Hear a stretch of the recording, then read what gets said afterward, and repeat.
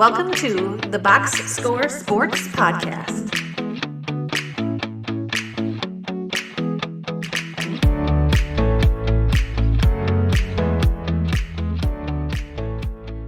Move on. I'm ready. Yeah. Okay, let's go to the Lions. Okay, the Lions last year finished 12-5. They got to the conference championship game, which we will not talk about. They should have won that.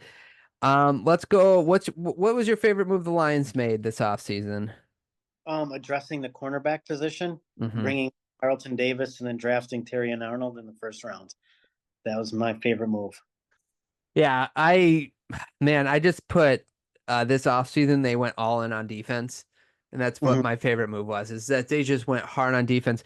I think somebody to look out for is Robertson, the other cornerback they picked up out of Oakland.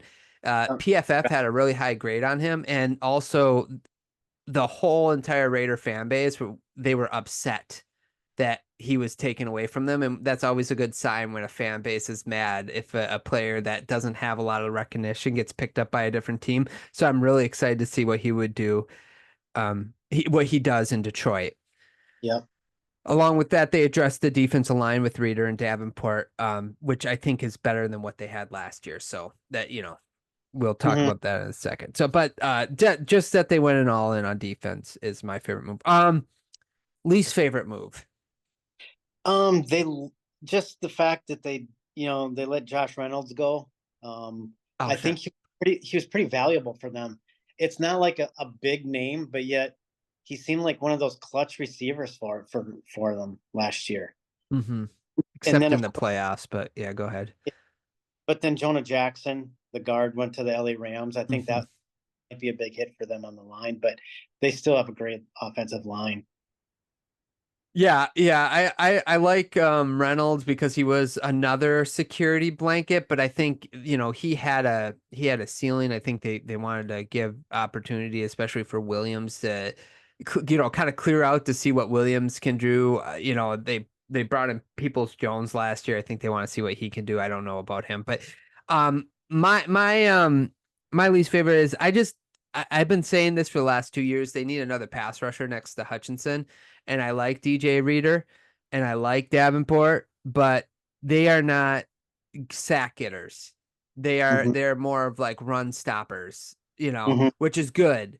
But you need to get to the quarterback. And if Hutchinson's the only guy that can get to the quarterback on your defensive line, you're just putting yourself in a position where you're putting too much on him. So the fact that they did not get another edge rusher or a pass rusher of some sort, I just don't like it. It's probably my least. They went all in on defense except that part, so I have to address it. Like, I just didn't like that they didn't get another pass rusher. So I actually had that written down in the red flag area. Oh, okay, that's great. Yeah, because I think that'll end up hurting them when you get the teams that are really good at scheming and they can double and take Hutchinson out of the game. And it's going to be hard for people to do that, but they'll be able to do that successfully enough where if you had someone on the other side, and I think they're putting a lot of eggs in the James Houston basket because he had a really good rookie year and then he's been injured since.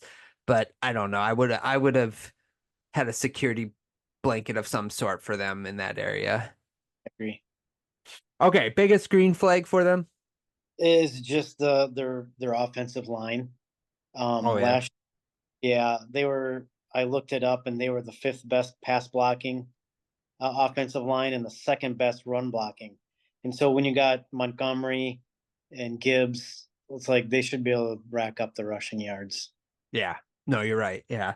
I still have what I had was just the culture is still a green flag for me. The coach down to the team. I just loved, like, last year at the end of the San Francisco game that Dan Campbell was like, "Hey, there's no guarantee we'll be back."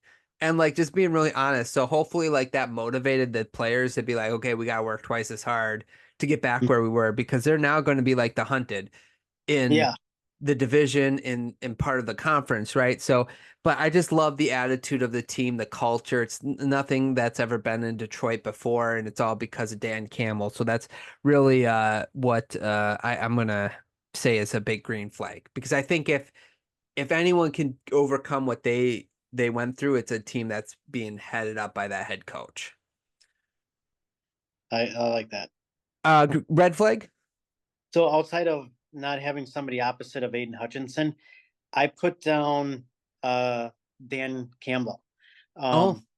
He's got the reputation or the nickname of Dan Gamble, Mm-hmm. and I think good to be aggressive, but I think he needs to tone it down just a little bit. Mm-hmm. Brought up in the playoffs, if he would have just kicked a field goal. I think they go for it maybe a little bit too much on fourth down, especially when they're in their own territory. I think he needs to temper that. To me, that's my biggest red flag for the Detroit Lions.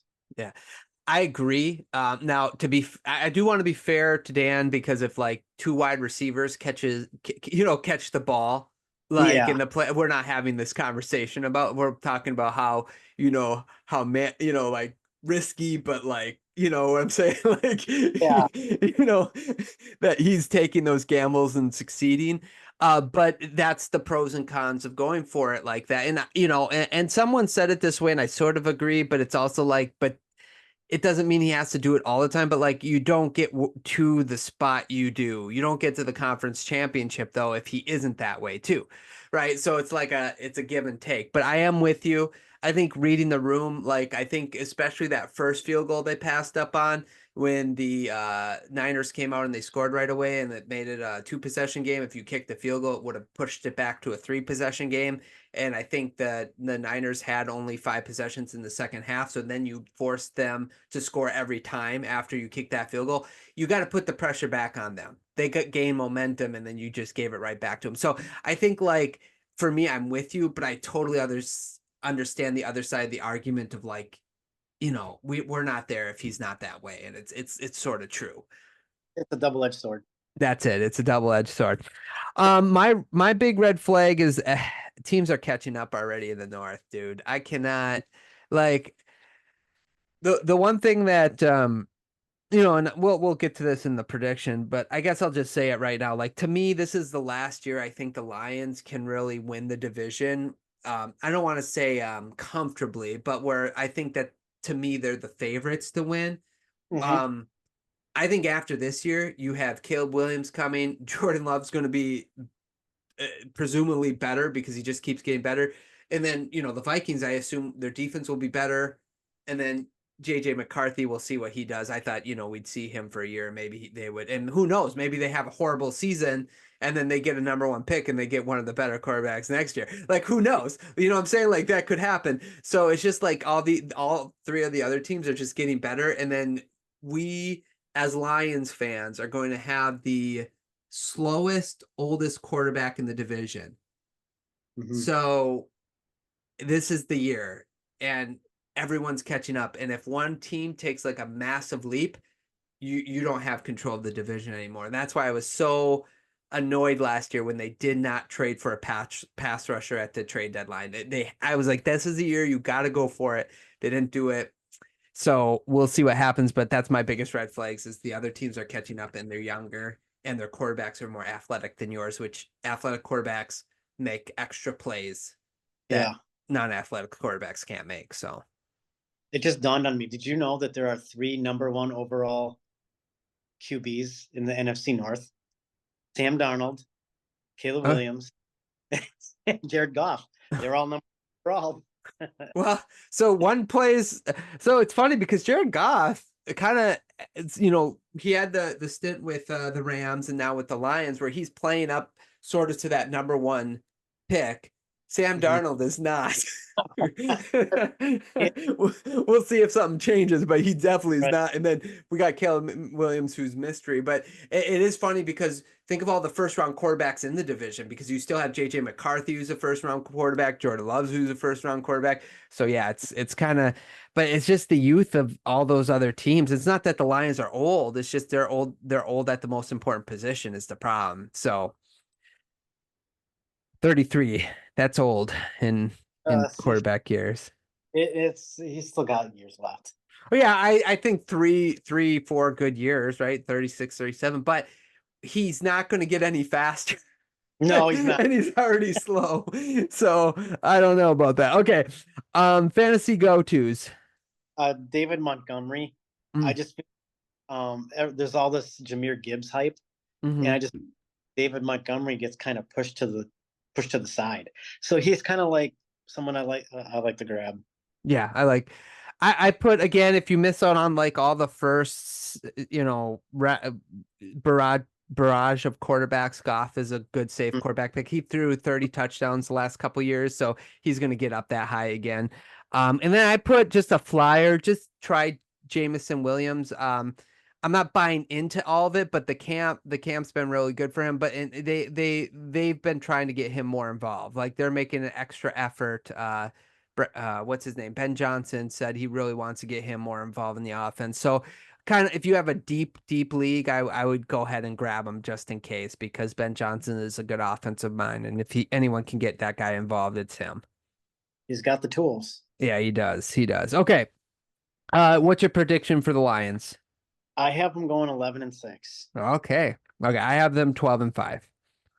So we just flipped the Packers and Lions. Is that what we did? Yeah, I had the Packers set 10-7, so 2 games behind the Lions, where you have them one game apart. But yeah. Close. Okay. Yeah, no, it's going to be close. Okay, let's get in. You ready for the last team? I'm ready. Okay. Let's go to the Minnesota Vikings. Thanks so much for watching this clip of the Box Score Sports Podcast. I hope you guys enjoyed. If you haven't yet, please subscribe to our channel. Follow us on Instagram and Twitter or X. And we'll talk to you guys real soon. See ya.